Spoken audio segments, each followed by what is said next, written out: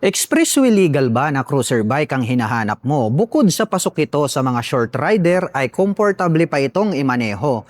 Bagay na bagay sa iyo ang Honda Rebel 500. Silipin natin ngayong araw. Tara!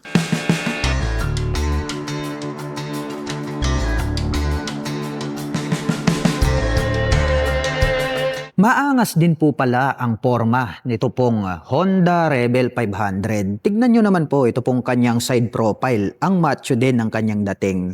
Ito pong kanyang main headlight ay bilugan po ito at kung inyo pong makikita mayroon po siyang apat na projector lights para po sa kanyang high beam at low beam. At nandirito naman po sa bandang itaas naka-pop up ito pong kanyang mga bilugan na LED na turn signals. At ito pong kanyang front suspension ay black color po ito. At ito po ay gumagamit ng 41mm telescopic fork. At ito po ay equipped with single rotor disc brake with 2-pot caliper na Nissin brand. Mayroon na rin po itong ABS.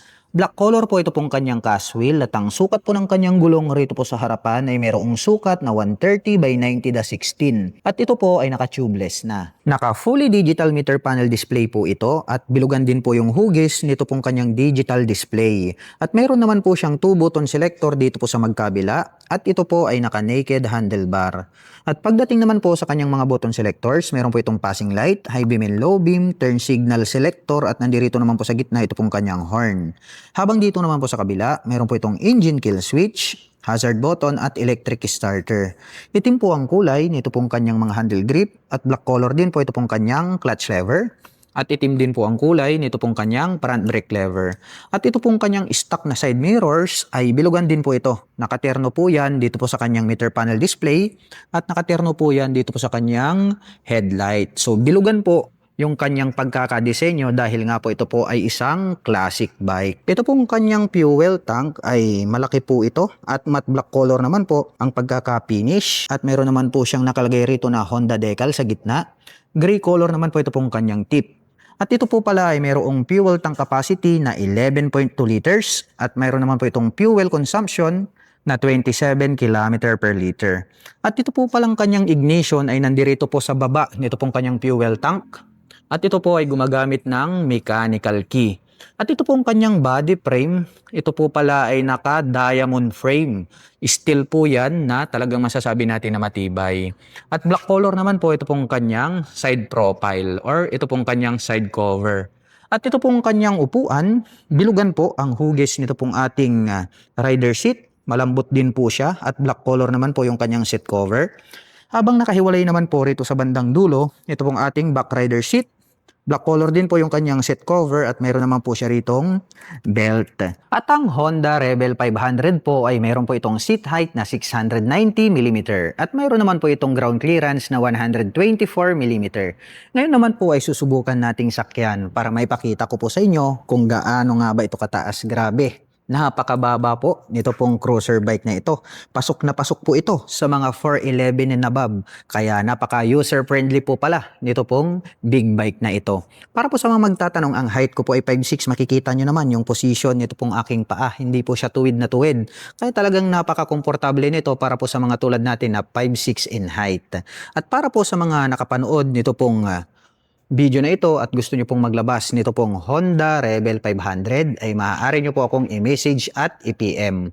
At kung naghahanap naman po kayo ng mga accessories gaya po ng crash guard, rear carrier, top box, side panners, motorcycle cover, di kaya helmet, ay ilalagay ko na lang din po yung link dyan po sa description box sa ibaba para hindi na po kayo mahirapang maghanap. At ito po pala ay mayroong 6-speed manual transmission. Mayroon na din po itong sleeper clutch. Itim po ang kulay nito pong kanyang engine cover at may nakalagay naman po rito na Honda brand name.